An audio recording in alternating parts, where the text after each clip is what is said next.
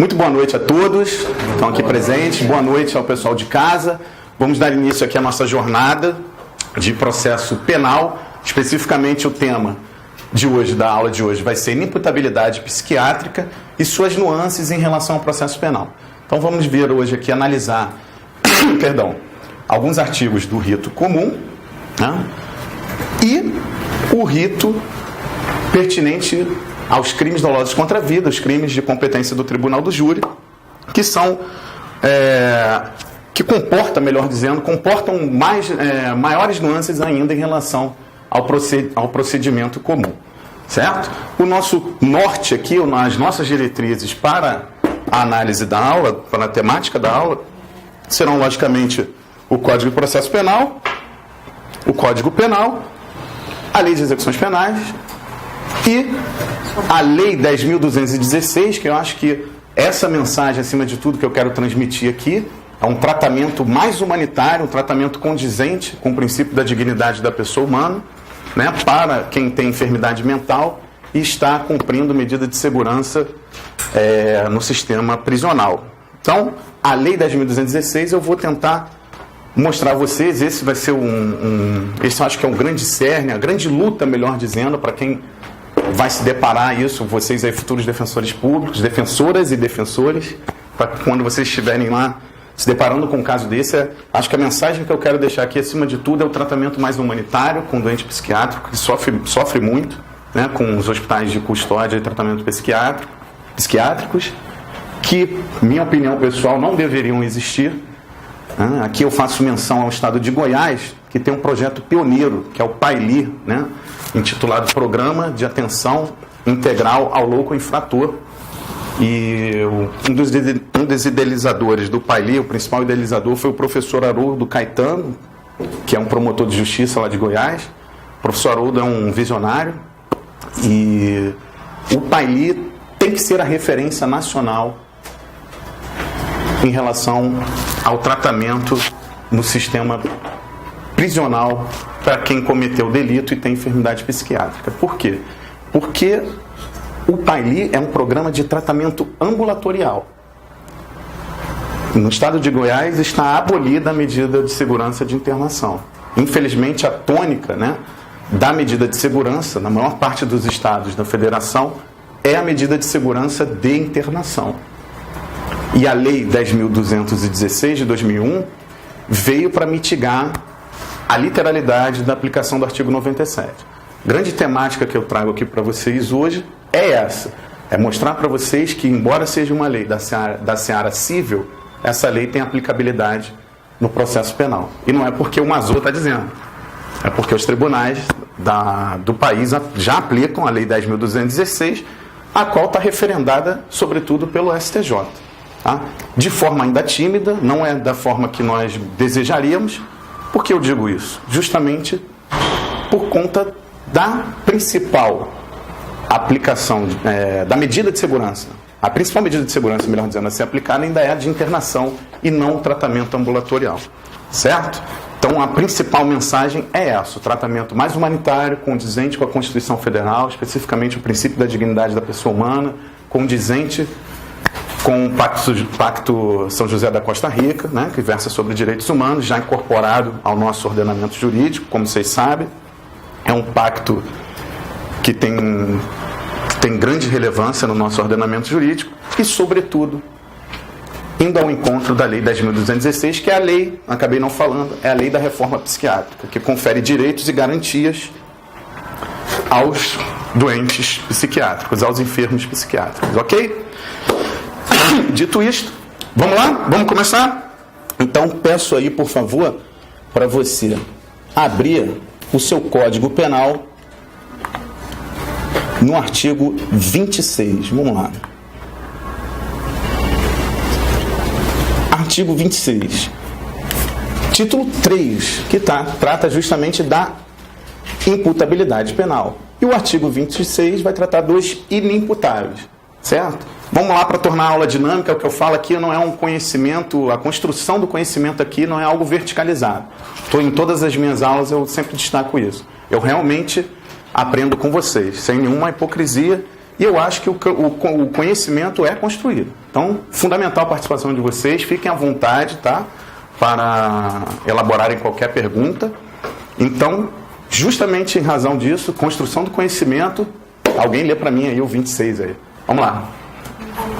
26 do Código Penal. Vamos à leitura, por favor. É isento de pena o agente que, por doença mental ou desenvolvimento mental incompleto ou retardado, era, ao tempo da ação ou omissão, inteiramente incapaz de entender o caráter ilícito do fato ou de determinar-se de acordo com seus limites.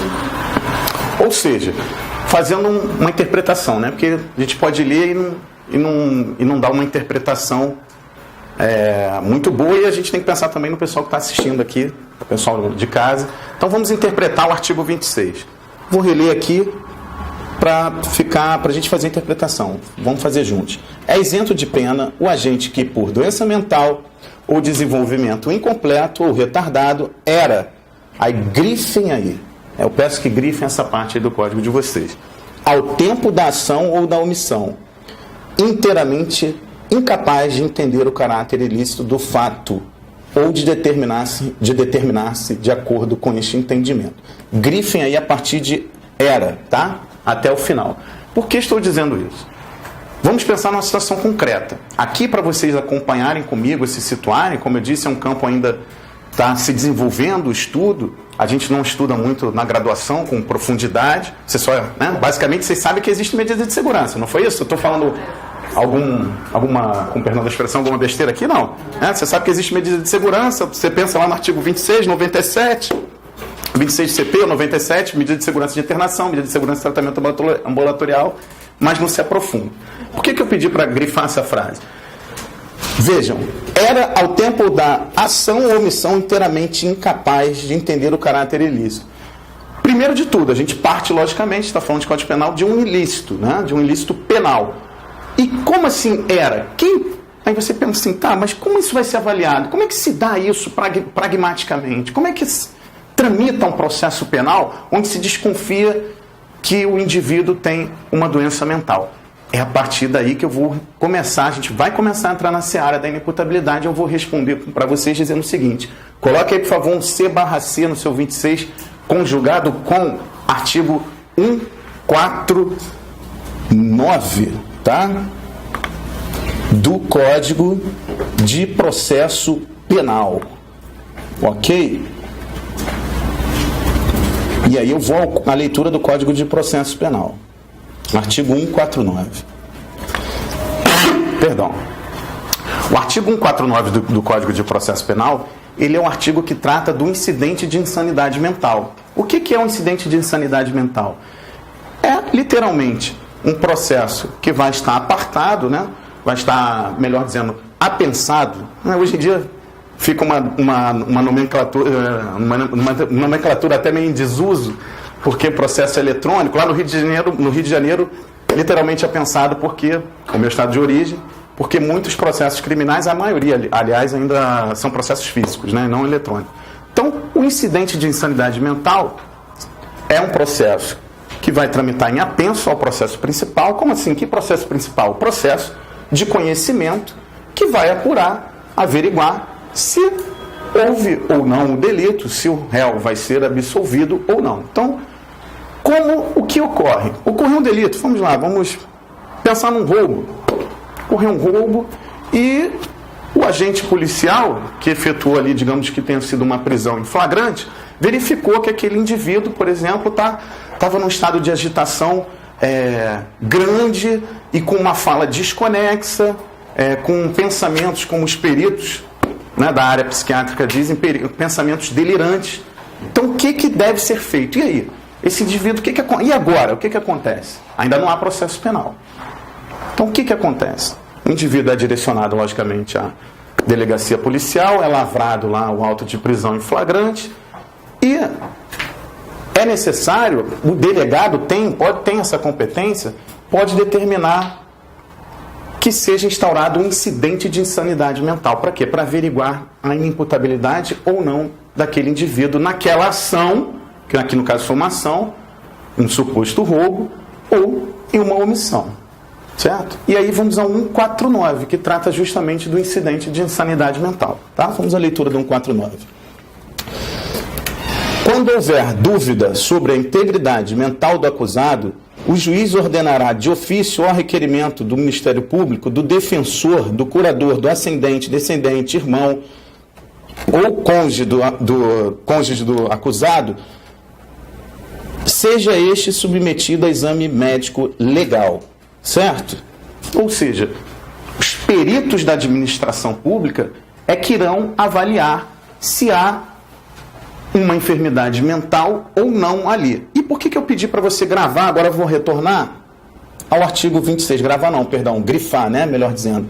Grifar inteiramente incapaz de entender o caráter ilícito do fato ou de determinar-se de acordo com esse entendimento. Porque nunca se depararam, lógico, né? Porque não é toda hora que tem um caso desse. Eu acredito que alguém já se deparou aqui com um laudo de um incidente de sanidade mental? Já? Pô, legal. Qual é o seu nome? Renata, prazer.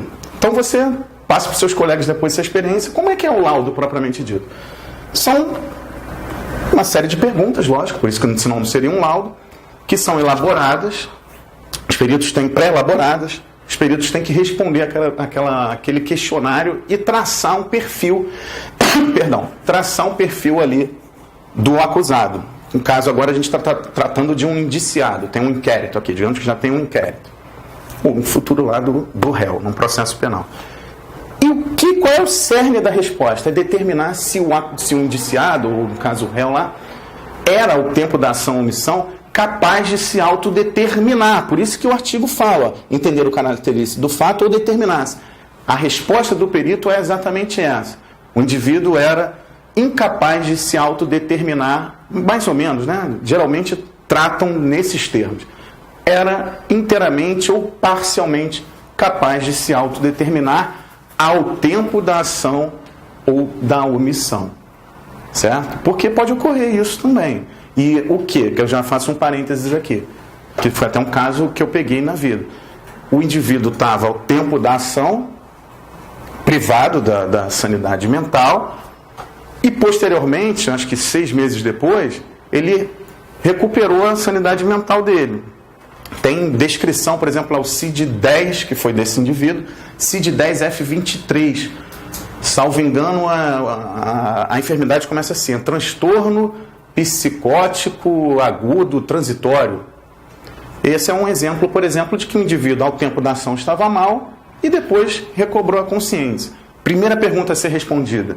E aí, recobrou a consciência, digamos que esteja preso preventivamente, vai ser julgado como um réu comum se o laudo atestar, você já respondeu, né? Se o laudo atestar que ao tempo, como está aqui no Código Penal, no artigo 26, que ao tempo da ação ele era inteiramente incapaz, não, ainda que ele tenha recobrado a consciência, a plenitude da saúde mental dele, o que interessa é o fato em si. Então essa é a primeira observação que eu gostaria que vocês... eu não vou colocar, que eu não gosto dessa palavra gravar, jamais. É entender. Estão me acompanhando até aqui? Estou sendo claro? Porque às vezes eu posso não estar sendo claro para vocês. Está tudo claro? Então a primeira observação que eu queria que vocês entendessem comigo, construíssem, como eu digo, conhecimento comigo, seria, no caso é essa. Tá? Ao tempo da ação, o tempo da ação, melhor dizendo, é que interessa para a averiguação da inimputabilidade, para a caracterização da inimputabilidade ou não. Tá? E aí você vai conjugar esses dois artigos, o 26 do Código Penal com o 149. Tá? Vou dar seguimento à leitura do 149, do Código de Processo Penal. Então a gente já leu que vai ser instaurado, como eu falei, um incidente de insanidade mental, tá? A requerimento de todas essas partes, o delegado pode também requerer. E a partir desse incidente vai se traçar o perfil psiquiátrico e caracterização ou não da inimputabilidade. Sigamos. Vamos lá. Parágrafo 1º. O exame poderá ser ordenado ainda na fase de inquérito, mediante representação da autoridade policial ao juiz competente. Isso que eu acabei de dizer para vocês. O delegado pode requerer. Nesse caso, por isso que eu fiz questão de dar exemplo desse caso, tudo concatenado aqui. Por quê? Porque é a primeira pessoa, depois do agente policial, digamos ali, que vai ter contato e que pode requerer esse exame. Quem seria essa primeira pessoa? A autoridade policial.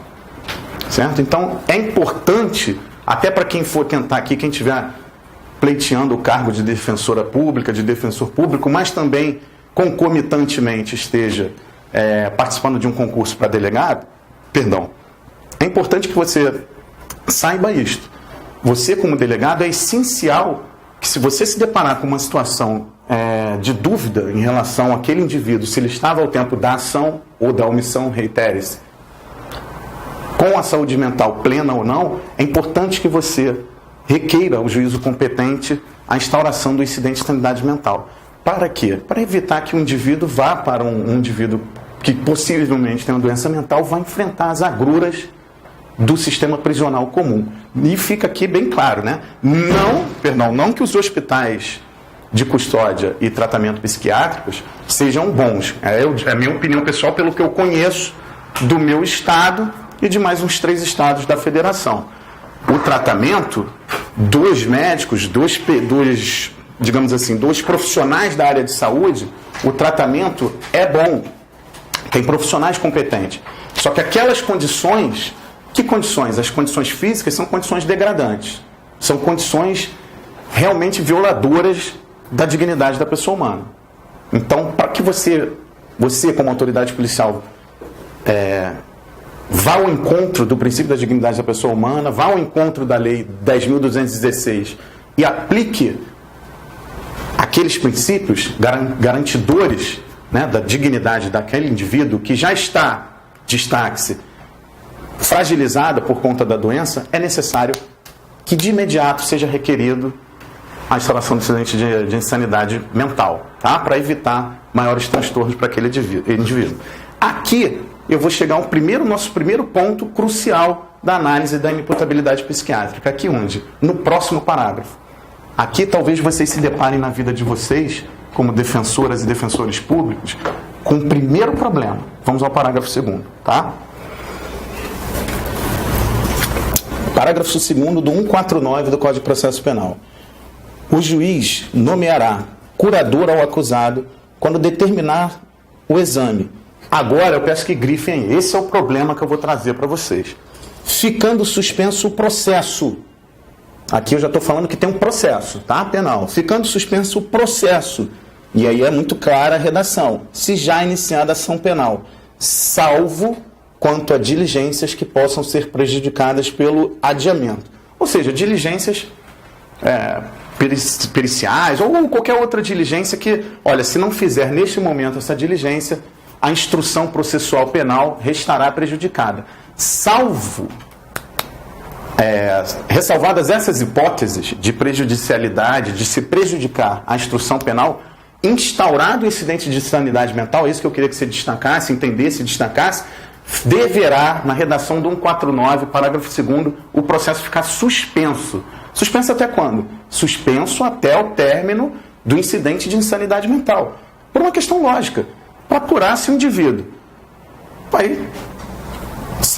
primeiro, se o indivíduo é inimputável e se, por exemplo, ele tem que ficar num hospital de custódia e tratamento, se ele vai ficar num tratamento ambulatorial. A minha opinião como profissional e pessoal, digo novamente, é sempre o tratamento não encarcerador. O hospital é só se o indivíduo tiver preciso, assim, é a última instância. E isso não sou eu que estou dizendo somente, isso é o ordenamento jurídico, a Lei 10.216. O tratamento encarcerador, o tratamento ali no hospital de custódia, tratamento psiquiátrico, é se o indivíduo tiver um surto, é para aquele tratamento de emergência, conter o surto. Depois é o tratamento ambulatorial. Certo? Por que eu estou falando isso? Porque alguns juízes insistem, eu já vi, isso não é algo que eu esteja aqui lucubrando, isso é algo pragmático, alguns magistrados, infelizmente, insistem em proceder com a tramitação processual, inclusive alguns com a instrução, quando já instaurado o incidente de insanidade mental. Então, o que eu faço? Pelo menos lá no estado do Rio de Janeiro, eu não sei aqui, lá aceita-se a impetração de habeas corpus para cessar aquela tramitação processual, se assim for necessário, né? Se o magistrado descumprir o que está determinado no parágrafo 2º do 149, e você impetra um HC, geralmente a ordem é deferida. Ok? Vamos à sua pergunta, por favor. Já ouvi que a pessoa tem muito medo de ir com receio de acabar indo para o hospital. Sim. Então, a pessoa acaba não entrando com um incidente, porque acha que vai acabar indo para o hospital, e se ficasse assim, correndo o processo normalmente, a pena do cara acabaria sendo menor. Isso eu já ouvi falar, eu não sei muito. Seu nome, perdão? Emerson. Qual a questão que o Emerson está trazendo aqui? Olha, muitas vezes a defensora, o defensor, o advogado, aqui você está dizendo que é uma questão pragmática aqui no Estado, né? É a tônica aqui da atuação na seara de inimputabilidade psiquiátrica aqui no Estado. O Emerson está dizendo o seguinte, olha, muitas vezes não se pleiteia a instauração do incidente de insanidade mental, porque se um indivíduo ficar lá no hospital de custódia de tratamento psiquiátrico, ele pode ficar por longos anos, e essa questão eu vou trazer aqui, o tempo máximo também, já fixado para o Supremo, eu vou trazer para vocês aí, eu trouxe julgados, né? Alguém ficou de trazer os julgados, qualquer coisa, acesso aqui no computador. Um julgado, por exemplo, a jurisprudência do STJ, por exemplo, nesse ponto específico que você está trazendo aqui, eu vou trazer depois, a jurisprudência do STJ, formulada mediante súmula, em conflito aparente conflito com a jurisprudência do Supremo, prevaleceu a jurisprudência do Supremo, tempo máximo, já vou adiantando aqui um pedacinho dessa parte da aula, 30 anos. Ele está falando justamente isso, tá? O indivíduo pode ficar lá 30 anos, quando, sei lá, de repente ele poderia ter uma pena de 8 anos, de 9 anos. Só que aí reside o X da questão. Era justamente a introdução da aula. O tratamento no hospital de custódia e tratamento psiquiátrico é o melhor tratamento? Não, não é. Vou reiterar isso sempre ao longo das aulas, porque além de tudo, eu milito em prol da efetividade da Lei 10.216, a Lei da Reforma Psiquiátrica, no processo penal. Não, não é. De forma alguma é.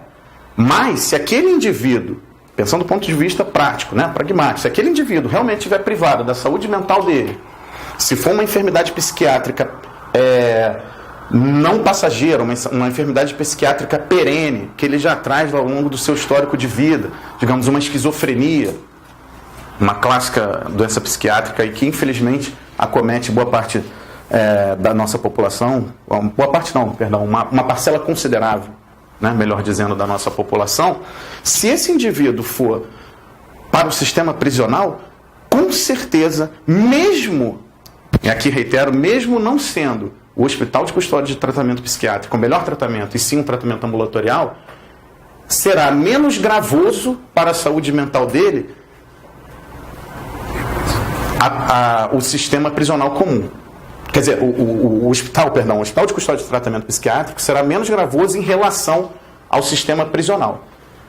Por quê? Porque no hospital de custódia de tratamento psiquiátrico, embora seja um tratamento ruim, porque é encarcerador, pelo menos ali ele vai ter medicação adequada, ou deveria, né?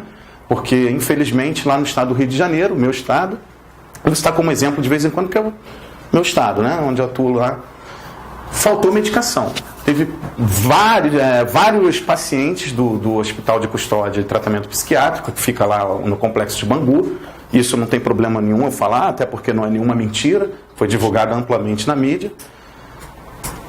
Surtaram, inclusive teve óbito. Tá? Mas, por isso que eu estou falando, em tese, é melhor que ele fique porque lá vai ter medicação. No sistema prisional, não. Ele vai ficar tendo surtos de forma recorrente. E, vamos falar a verdade, que fique claro aqui, tá? É preciso, é bom que está gravando isso e vai ficar disponível na internet. É preciso, aproveitando o ensejo, por isso que a aula é dinâmica, estão vendo, é literalmente construção do conhecimento. É preciso desconstruir, tá? É bom ficar muito claro isso, é preciso desconstruir esse imaginário social negativo em relação ao doente psiquiátrico, tá? Tem um imaginário social negativo qual? É uma pessoa violenta, é um estorvo social, tem que ficar alijado da sociedade. Não, de forma alguma. É porque quando chega ao nosso conhecimento, chega, entre aspas, de uma forma a priori negativa, que é via delito, chega muitas vezes com a mídia, com aquele sensacionalismo pesado, e aí criou-se, infelizmente, esse imaginário social negativo de que o doente psiquiátrico é um ser, é quase que um ser abjeto, você tem que, né, literalmente alijá-lo da sociedade. Quando não é assim. Quando não é assim. O indivíduo só fica, ele pode, não é que ele fique. O indivíduo pode ficar violento se ele estiver em surto. Caso ele não esteja, e esteja tomando a medicação dele, não esteja utilizando alguma substância que venha colidir com a eficácia da medicação, como um entorpecente, caso ele esteja tomando a medicação, esteja ali, ele vive normalmente. Vocês passam toda hora na rua por dezenas de enfermos psiquiátricos que trilham os caminhos da própria vida com inteira normalidade, aproveitando aqui o termo da lei. Fica comigo, não dorme não, eu sei que é difícil, fica com uma zoa. Eu vou fazer como eu faço com os meus alunos, fica comigo, é difícil, eu entendo. Chega aquela hora à noite, eu falei com o Rafael, o que eu faço? Ele falou assim, olha, você fica lá com energia boa, porque é difícil, o pessoal às vezes está cansado do trabalho, vai ficar com sono. Aí ele falou assim, às vezes eu via o pessoal, com perdão da expressão, né, de vez em quando pestanejava assim, mas eu não falava nada para não gerar um constrangimento. Eu falei, não, eu não vou falar, né? Não estou aqui na posição, como eu falei, verticalizada, brigando. Não, ao contrário, eu estou aqui numa posição sensível, sei que é difícil, né? É um tema que é novo, e sobretudo aturar o Mazô falando aqui essa verborragia na cabeça de vocês é mais difícil ainda. Mas fica comigo que eu tenho um pouquinho a passar aí. Café para a gente acordar. Mas sem perder o foco, é preciso desconstruir esse imaginário. Essa parcela que chega ao conhecimento de vocês é uma parcela mínima. A maior parte da população com enfermidade mental vive normalmente quando medicada e tratada. Por isso que não pode ficar numa prisão comum. Mas ele pode ficar mais tempo. Infelizmente, isso ocorre. Tem um caso lá no Rio de Janeiro, que eu conheci pessoalmente, inclusive o artigo que eu escrevi para o Justificando, agora há pouco tempo eu dediquei a ele, que é o Francisco, só conheço o primeiro nome, carinhosamente chamado por todo mundo de Chiquinho. Ele estava 18 anos sem uma sentença. 18. É o caso que a Defensoria Pública do Rio ia levar aí, inclusive chegou ao conhecimento da imprensa. 18 anos sem uma sentença. Pode acontecer algo absurdo, diga-se de passagem, como isso? Pode. Pode acontecer do indivíduo ficar mais tempo, se fosse uma pena? Sim, realmente pode. Mas é importante que se diga isso. Ainda que eu seja completamente refratário, recalcitrante ao tratamento psiquiátrico no sistema penal encarcerador, e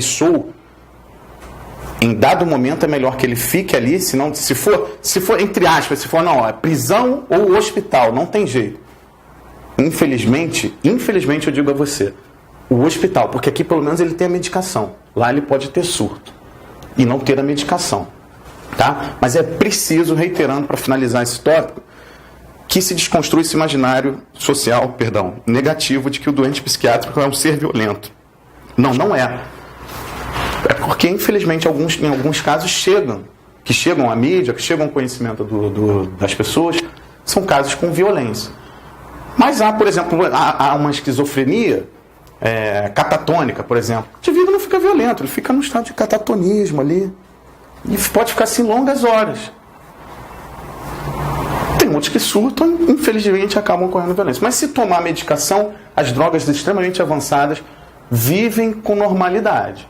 Tá? Então, esse é outro recado que eu queria deixar aqui, desconstruir essa ideia de violência. Por quê? Porque essa ideia ruim de que o enfermo psiquiátrico é violento é que fomenta a aplicação literal do artigo 97, como a gente vai ver. Qual? Que nos crimes de reclusão, o tratamento a ser determinado é o tratamento encarcerador, de medida de segurança de internação, ao invés de se aplicar o que é realmente para ser, que é o tratamento ambulatorial. É como dizem, loucura não é sinônimo, que eu não gosto nem da palavra loucura, sinônimo de aprisionamento. Esse tempo já passou.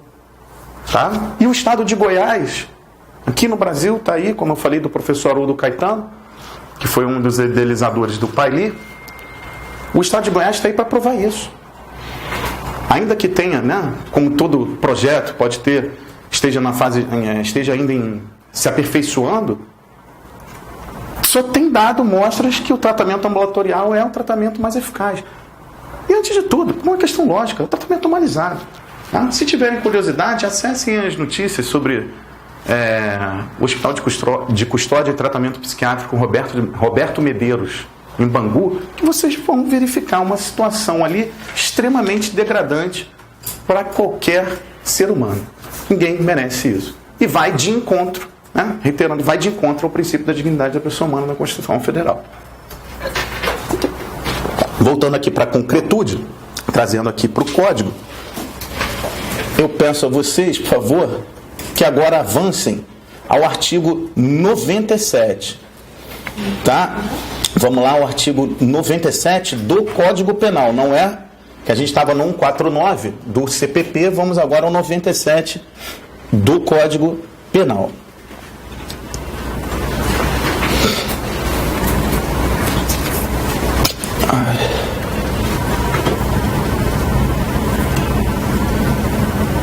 O 97, ele está tratando, né, começa no 96, na verdade. Eu falei 97, mas vou fazer a leitura desde o 96. Título 6º, tá? Do Código Penal, que está tratando das medidas de segurança. Então, 96 diz, vamos lá, espécies de medida de segurança. Espécies de medida de segurança. As medidas de segurança são 1. Internação em hospital de custódia e tratamento psiquiátrico ou a falta em outro estabelecimento adequado. Tá? Infelizmente, fazendo um parêntese aqui nesse inciso 1º do artigo 96 do Código Penal, há estados em que doentes psiquiátricos ficam, sim, tá, por falta em estabelecimento prisional comum, infelizmente. Tá? 2. Sujeição a tratamento ambulatorial. Parágrafo único. Extinta a punibilidade, não se impõe medida de segurança, nem subsiste a que tenha sido imposta. Ou seja, né, aqui a redação muito clara, não tem muita digressão de raciocínio a ser feita. O ponto aqui, um outro ponto, um ponto crucial, um ponto nevrálgico que eu quero chegar aqui, nosso segundo ponto. O primeiro foi o artigo 149, parágrafo 2º, recapitulando, né, que eu falei que há magistrados, infelizmente, que querem proceder com a continuidade do processo, quando não há, e aí você pode e deve recorrer desta decisão, ou pode até, como eu falei, com um remédio constitucional. Em alguns estados da federação é aceito o remédio constitucional, qual o habeas corpus, para cessar os efeitos dessa decisão do magistrado e continuar somente com a tramitação do incidente de insanidade mental. Tá? O segundo ponto crucial que eu quero chegar é aqui na aplicação literal ou não do artigo 97. Tá? Como assim? Aqui a gente vem vindo, eu estou vindo à aula, falei do incidente de insanidade mental. Faço uma pausa aqui para dizer o seguinte: foi apurado, digamos que vou trabalhar aqui com a hipótese de apuração, tá? De apuração da inimputabilidade psiquiátrica, porque se não apurar vai ser um processo de tramitação comum. Tá? Então, foi apurado o incidente de insanidade mental. Primeiro ponto antes de chegar ao 97. E aí? Pode o Ministério Público recorrer? Primeira questão.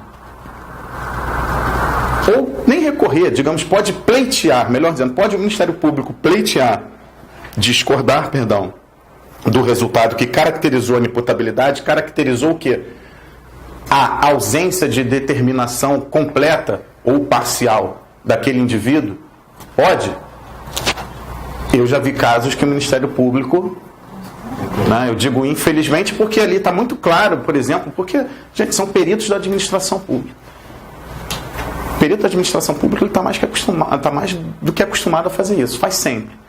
E aqui eu não estou dizendo que indo de encontro ao papel institucional do Ministério Público, não é isso, né, de forma alguma. Todas as instituições têm o seu trabalho e o seu valor. Agora, realmente, né, torna um processo mais demorado e um processo mais delicado e mais até severo para a pessoa que está ali internada, porque provavelmente, né, deve estar internado se for um delito apenado com reclusão e tal. Lógico que a gente vai falar de execução, mas na maior parte dos casos a preventiva é para que fique, né, o decreto prisional preventivo é para que fique internado no tempo da tramitação processual, no tempo do processo de conhecimento, para que fique internado no hospital de custódia e tratamento psiquiátrico. Então, infelizmente, não é a melhor.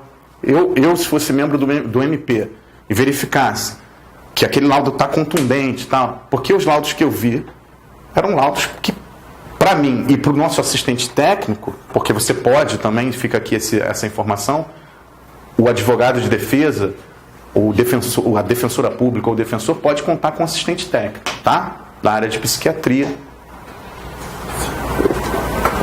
Ou um psicólogo, enfim. O ideal, lógico, é que seja um psiquiatra, um médico psiquiatra. Se eu fosse membro do MP e verificasse que estaria mais do que caracterizada a enfermidade, eu não iria, embora, né, o Ministério Público seja considerado para doutrina esmagadora parte no processo penal, você não pode esquecer também da sua função como fiscal da lei, né? Embora você seja parte ali, é inerente também a instituição ser o fiscal da lei. Então eu não iria pleitear um outro exame, mas já vi. Tá? Então, só para ficar essa informação, pode ter, ainda que venha um exame muito contundente, pode o membro do Ministério Público pleitear ao juízo a realização de outro exame, fica essa informação e o juiz vai acatar ou não.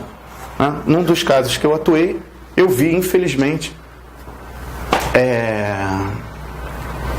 a determinação, o juiz determinou, melhor dizendo, que fosse realizado outro exame. E por que eu digo infelizmente? Porque o paciente já estava lá internado. Falo internado, mas é praticamente preso, a verdade é essa, porque o hospital tem grades também, não tem liberdade. Então, fica esse primeiro alerta. O segundo alerta, vamos à pergunta, depois eu falo, tá? Professor, eles fundamentam esse segundo laudo sobre o do Ministério Público, por causa da periculosidade do acusado, essas coisas? Não, seu nome, perdão, de novo? Jardel. O Jardel. Pergunta do Jardel aqui, importante para o pessoal que está em casa, para todos aqui. O Jardel perguntou o seguinte: olha, se o membro do Ministério Público discordar do laudo, qual seria a periculosidade em abstrato? Porque você não sabe se aquele indivíduo é perigoso ou não, e eu já falei isso. Vamos desconstruir. O papel de vocês na Defensoria Pública vai ser desconstruir esse imaginário social negativo de que o doente psiquiátrico é um ser violento, tá? Porque não é. O fundamento seria a periculosidade? Não. O fundamento seria uma suspeita de que aquele indivíduo, ao tempo da ação da omissão, por exemplo, ele não era inimputável. Discordar realmente da opinião dos peritos, ou ele era semi-imputável, não é, a fundamentação não é calcada, não é balizada. Não dorme, por favor, seu nome? Érica, não dorme, Érica, fica comigo. Eu sei que é difícil, depois de uma jornada de trabalho extenuante, mas fica comigo. Um fundamento não é a periculosidade, a dita periculosidade abstrata que vocês vão combater fielmente, tá? Com a Lei 10.216 de 2001. Não é simplesmente por achar que o indivíduo era imputável ou semi-imputável. Tá? Lógico que podem ter outros argumentos, mas respondendo de forma categórica, não é a periculosidade em si que venha fundamentar esse requerimento em caso de discordância do teor do laudo do exame do incidente de insanidade mental. Tá? Então, chegamos a que ponto para situar todo mundo? Vai, Isabel. Nesse segundo laudo, a conclusão foi diversa do primeiro? Não. Boa pergunta. No caso que eu atuei, para deixar o pessoal aqui antenado, está falando de um caso prático que eu atuei, que eu vi um membro do Ministério Público pleitear a realização de um segundo laudo que discordou do primeiro laudo da administração pública. Respondendo, não, o segundo laudo reiterou o primeiro laudo, tá? Ok? E aí, chegamos em que ponto? Chegamos ao ponto que foi caracterizada. Tá? Vamos lá para eu colocar assim, para situá-los aqui. Estamos aqui, ó, já que está aqui gravando, estamos aqui nesse ponto, primeiro ponto, que é a caracterização. Ninguém dorme, hein? Com o Mazô ninguém dorme, hein? Eu vou começar a falar alto aqui. Daqui a pouco vão pedir para instaurar um incidente de insanidade mental em relação ao professor, né? É a caracterização, vamos lá. A caracterização da E não sei se vai ter espaço, da inimputabilidade.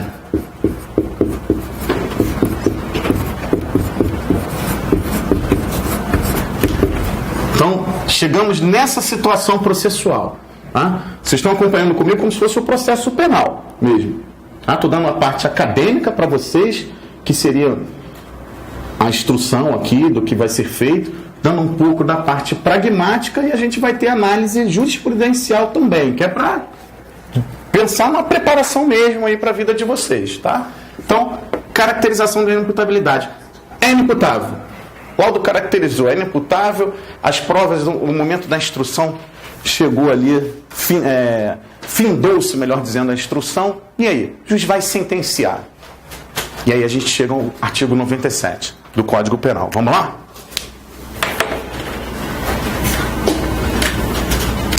Se o agente for inimputável, o juiz determinará sua internação. Aí ele bota entre parênteses o próprio artigo 97 e o 26. Por quê? Porque o 26 do Código Penal faz menção à inimputabilidade. Se, todavia, o fato previsto como crime for punível com detenção, quase não sai, poderá o juiz submetê-lo a tratamento ambulatorial. Certo? Vamos lá, parágrafo 1º.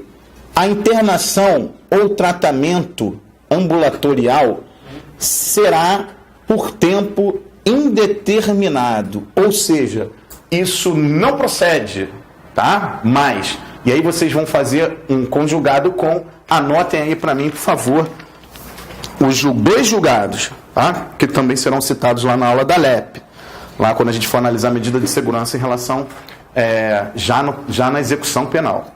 Anotem o primeiro julgado aí. Habeas corpus.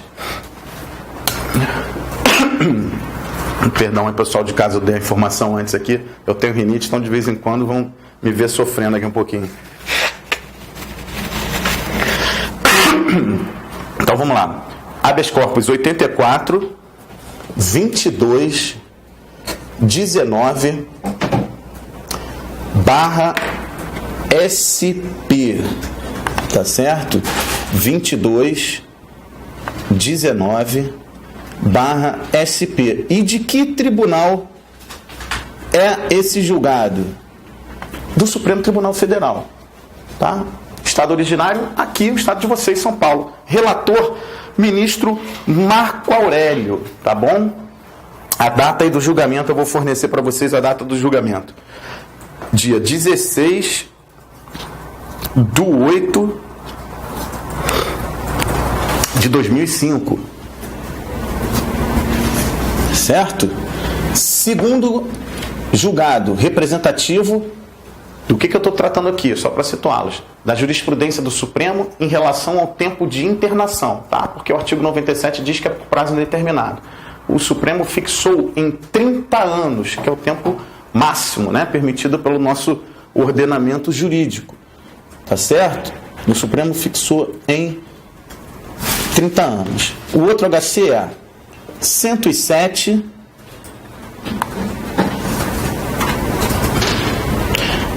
432.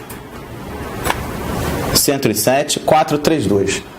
O estado originário é o Rio Grande do Sul. Ministro Lewandowski, tá? Ricardo Lewandowski. A data, 8/6 de 2011. E a base legal. Vamos lá. Quem lembra aí do artigo que é uma participação de vocês para não ter sono, né, Érica? Não é isso? Então eu tirei a Érica para Cristo. Não, jamais. É só para ficar comigo aqui no processo de construção de conhecimento, firme comigo. Vamos lá. Tá? A data, perdão, vou repetir, 8/6 de 2011. E qual é a base legal aqui para essa fixação? Quem lembra aí no Código Penal o artigo dos 30 anos? É o tempo máximo. É o tempo máximo. Artigo, vamos lá. Então coloquem aí, fazer um pontinho aqui. Artigo 75 do CP, tá? Deixa eu pegar aqui para ler para vocês aqui. Alguém lê para mim, pronto, para dar um descanso aí para mim enquanto eu vou bebendo uma água. Lê o 75 aí para mim, por favor.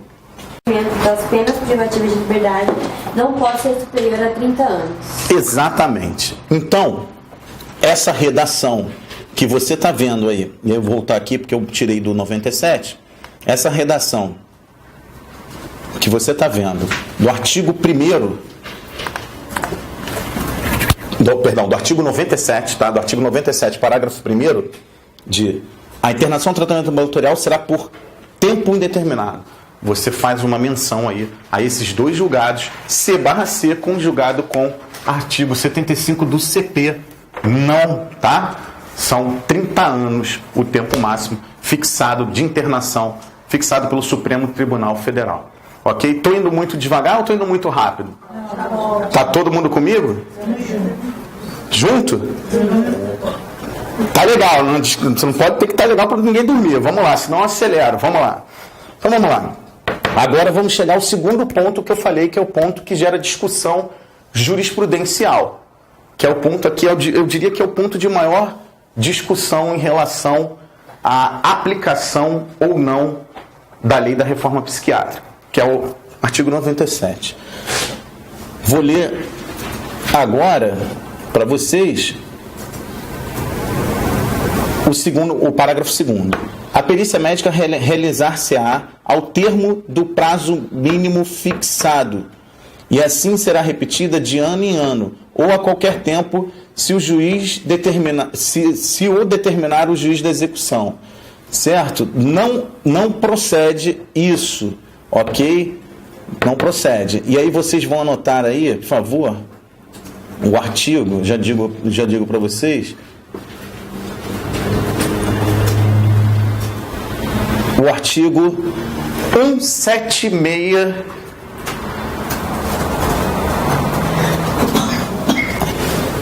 tá? O artigo 176, todos comigo? Vamos lá, da Lei de Execução Penal. Todos devem lembrar aí, 7.210, a Lei 7.210 de 84. Esse aqui não é o ponto que eu disse que era o ponto da discussão, mas já que eu passei a leitura do parágrafo 2º, eu já volto. O ponto da discussão, caput do 97, que gera grande discussão. Mas esse também gera discussão jurisprudencial, infelizmente, até hoje. Por quê? Porque vocês acompanharam comigo a leitura do 97, que diz que o exame de cessação de periculosidade, né, ele vai ser realizado quando da ocorrência da verificação do prazo mínimo. Que prazo mínimo? Prazo mínimo da sentença de medida de segurança de internação. A determinação da medida de segurança de internação, o tempo é de 1 a 3 anos. Só que esse tempo, infelizmente, aí, ó, voltando ao Emerson, esse tempo de 1 a 3 anos, ele é relativo. Por quê? Porque se um indivíduo não tiver com a sua saúde mental plena, a equipe técnica do Hospital de Custódia e Tratamento Psiquiátrico, provavelmente, quando o juiz, por exemplo, se o juiz da execução determinar que seja fornecido digamos assim, um laudo prévio, né, para que ele tenha substrato técnico, se vai deferir ou não o pedido do exame de cessação de periculosidade, provavelmente se o indivíduo não estiver bem, a equipe não vai referendar o exame de cessação de periculosidade, a equipe técnica do Hospital de Custódia e Tratamento Psiquiátrico. Então, esse prazo de 1 a 3 anos é um prazo relativo.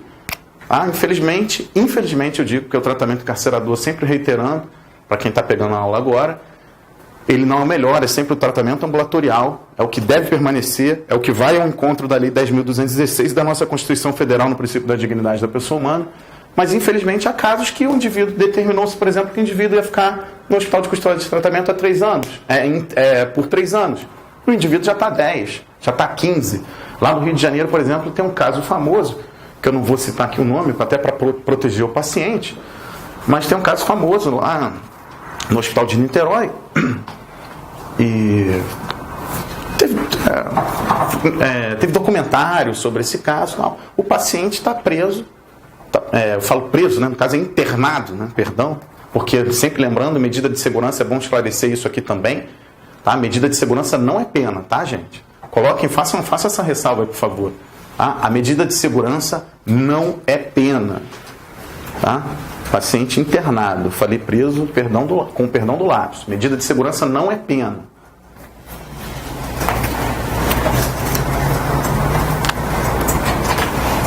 desiderato, né, a intenção, o objetivo da medida de segurança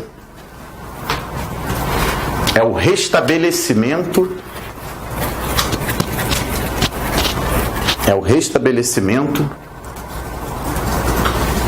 da saúde mental do paciente.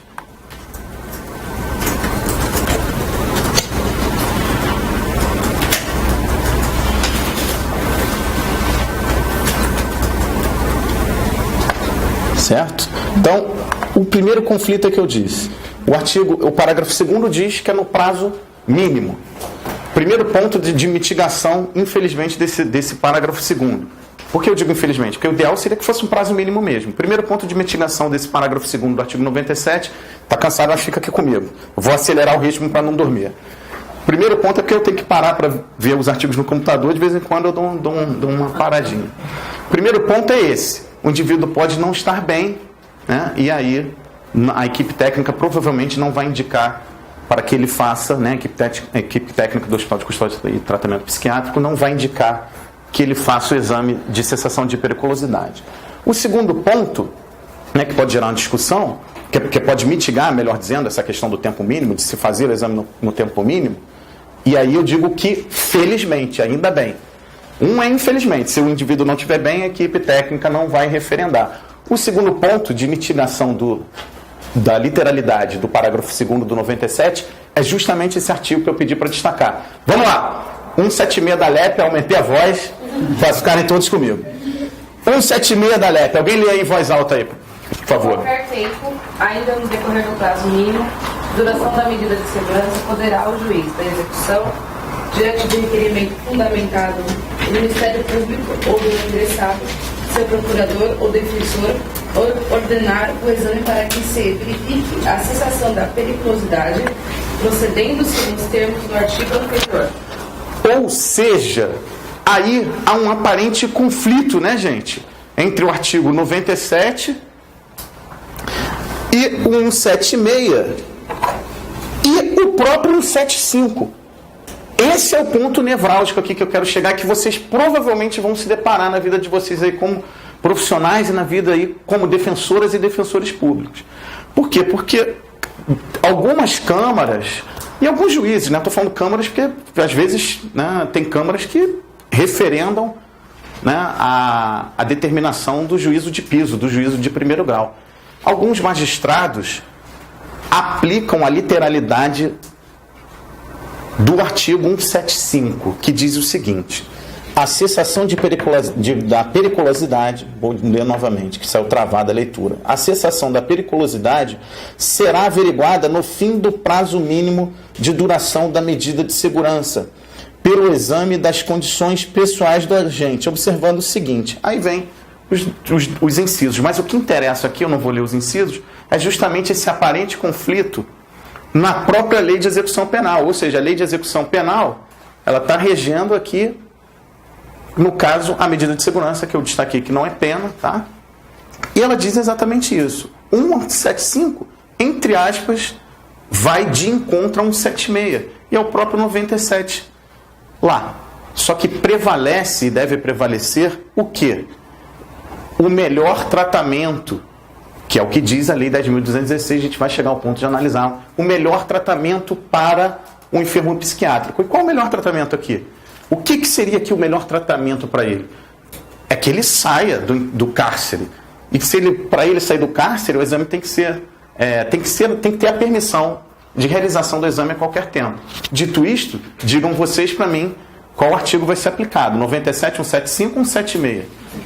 176, porque o 176 diz em qualquer tempo, tá? Lógico. Pô, Marcelo, mas eu vi magistrados aplicando 175. Ok, o seu papel como defensora e defensor vai ser o quê? Em relação ao juiz de piso? Recorrer.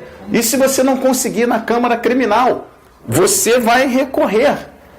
Porque tem como norte 176 e, sobretudo, a lei da reforma psiquiátrica, que diz que o enfermo psiquiátrico tem que ter o melhor tratamento, tá?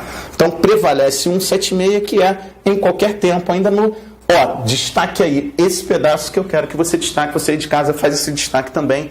Em qualquer tempo, aí você bota, ó. Destaque é esse, ó. Ainda no decorrer do prazo mínimo de duração da medida de segurança. Esse é o destaque que você tem que fazer. Esse é o segundo ponto que eu falei, que era o ponto crucial aqui da nossa análise, o ponto nevrálgico. Porque parte dos magistrados entende pela aplicabilidade do 175, né? Que só determina a realização do exame quando o paciente atinge o prazo mínimo da determinação, do que foi determinado, melhor dizendo, em relação à medida de segurança. E deve se aplicar o 176. Você, na sua vida, vai brigar pelo 176, que é sempre o melhor pelo paciente. Por favor, fala. Professor, e naqueles casos que assim, que a mídia põe à tona, por exemplo, o manejo do parque, ou aquele do Champinha, né? Que assim, na verdade, tem-se o laudo, fala que a periculosidade do agente não cessou e já deu, por exemplo, o tempo da medida. 30 anos, você diz? Não sei se no caso dele deu 30 anos. Não foi 30 anos. Cessou o prazo da medida de segurança. Ele tem que sair. E no laudo vem na negativa dizendo que ele não cessou a periculosidade. Então, aí você. Então, o que acontece? Rapaz, que eu estou interessado, Jardel. Mas até o final eu vou decorar o seu nome. O Jardel está trazendo a seguinte questão. Lembra aqui da questão do Champinha? E teve. O Champinha, no caso, ele acho que, salvo engano, ele saiu pela questão do ECA, né? Porque ele era menor, né? O que você está me perguntando, você citou como exemplo, mas a questão que fica aqui é o seguinte: e se o indivíduo tiver no exame de cessação de periculosidade, vou passar para cá para todos ficarem aqui comigo, tirar o sono aqui do pessoal aqui do canto. Você pode virar. Vamos lá, acompanha aqui. Tá, né? Vem para cá, isso. Eu estou virando para cá e procurei o espelho que o meu amigo Rafael falou. Ele falou, não, eu tenho um toque, ele fecha isso daí. Eu falei, já vou pedir para fechar também. Então, passando, a pergunta do Jardel foi a seguinte. Pô, todo mundo riu, porque o pessoal está acordado. A pergunta do Jardel foi a seguinte. Há casos que um indivíduo tem um laudo negativo, tá? Eu vou te dar trabalho aí como cameraman, porque eu sou hiperativo, eu fico andando de um lado para o outro. Há casos que o indivíduo tem um laudo negativo. Vamos comigo. Eu lembrei das aulas lá no programa que eu citei antes, que eu tinha que ficar acompanhando a câmera. Há casos que o indivíduo, o paciente, o enfermo psiquiátrico, tem um laudo negativo. Você disse que já viu, né? E o juiz determina a saída, né? Determina vamos falar em termos técnicos, anotem aí, a desinternação, tá? Determina a desinternação. Eu vou ser sincero com você. Eu não vi ainda. Pode ser que você tenha visto, depois você até me passa. Não estou duvidando não, porque eu não vi. Certo. Casos em que o indivíduo não tem a sua periculosidade, dita periculosidade, eu não gosto desse termo, sempre reiterando, pesado, é o que está no ordenamento, porque ele referenda essa ideia de que o doente psiquiátrico, vou falar isso 20 vezes, é inerente ao doente psiquiátrico a violência e não é verdade. Mas eu não vi ainda. Mas você viu, vou partir do seguinte princípio.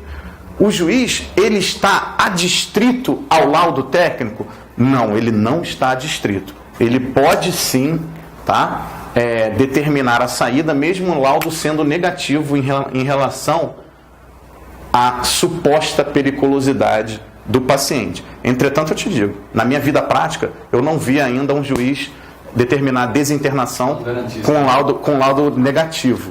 Entendeu? Agora, ele não está adstrito ao laudo. Inclusive, pode ter um laudo... O mesmo raciocínio aqui, gente, é bom que fique claro, o mesmo raciocínio para o exame pro incidente de insanidade mental, que é onde é apurada a inimputabilidade, o mesmo raciocínio aplica-se ao exame de cessação de periculosidade. Tá? Pode, por exemplo, um membro do parquê, do Ministério Público, discordar do laudo, digamos que tenha sido positivo, que o paciente não guarda mais periculosidade, e um membro do Ministério Público pode pleitear ao juízo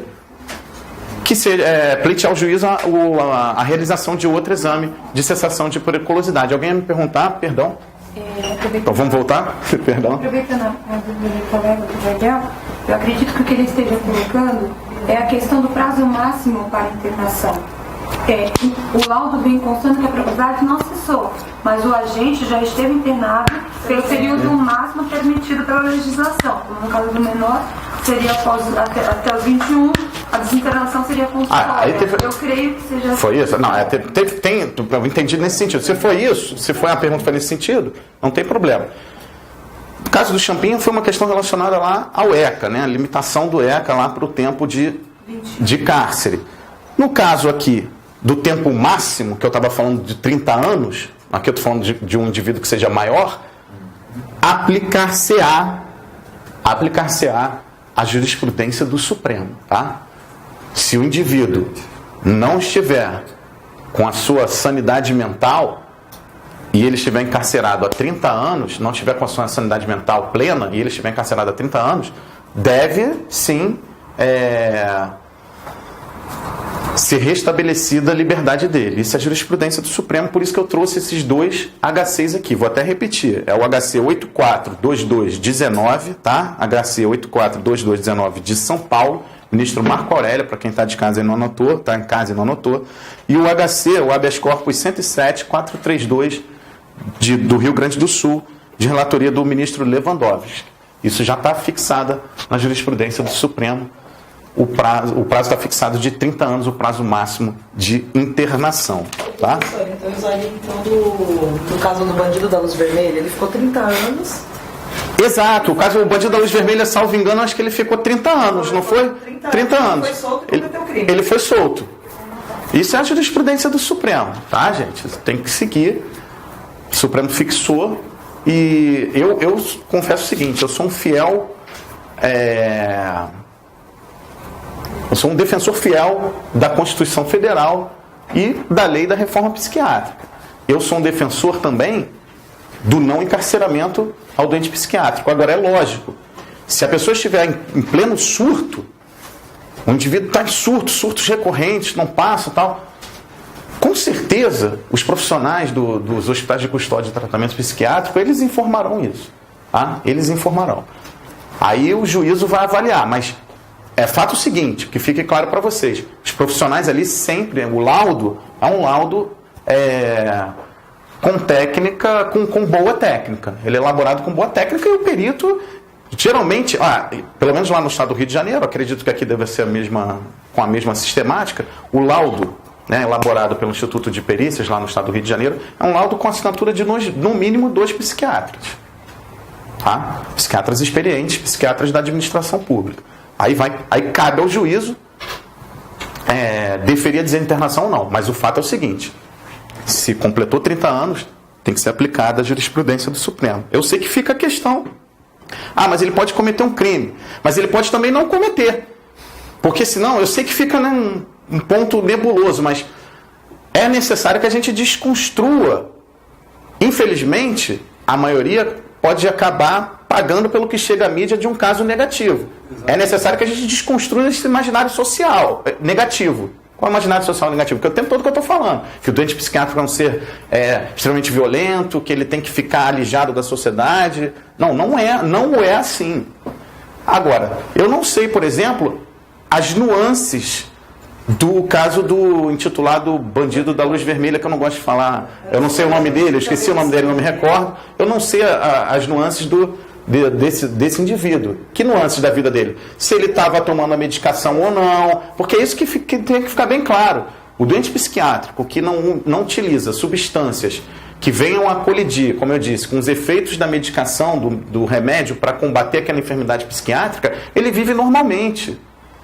Tá? Isso não sou eu, estou dizendo que eu não sou médico. Eu fui estudar com os médicos, com os psiquiatras. Tá? Tem drogas muito avançadas, farmacológicas, que controlam. E as pessoas têm o seguinte: a maior parte é porque infelizmente, a gente associa o doente psiquiátrico a um ser que não guarda cognição plena. É lógico que há casos que o indivíduo está cronificado, está com um aparelho cognitivo comprometido. Fecha não, abre esse olho, por favor. Está com o aparelho cognitivo comprometido. Mas essa não é a regra. Se você identificar aquela enfermidade psiquiátrica no início, e aqui eu reitero, não sou eu que estou informando, eu advogado, que estou informando isso para vocês. Eu fui buscar conhecimento, lógico, com os psiquiatras, né? Porque eu não seria responsável de dar uma informação médica sem buscar conhecimento com os psiquiatras. Se você identificar aquela doença no início, antes do indivíduo estar cronificado, se ele não fizer uso de entorpecentes que venham anular os efeitos da medicação, ele vive normalmente e não vai ter atos violentos. É preciso que isso seja dito para realmente tirar essa ideia de que o doente psiquiátrico é um ser violento. Mas complemento. Não, professor, mas aí que tá, né? Ele fica encarcerado, né? Toma medicação e quando ele sai, ele não tem mais isso. Porque enquanto ele está encarcerado lá no hospital, ele tem aquelas regras, toma os remédios depois que ele sai. Então, depois que ele sai, eu estou querendo uma pausa de 1 segundo para ir ali ao toalete, mas eu sei que tem um intervalo, né, de 10 minutos, aí eu não estou aguentando mais, né?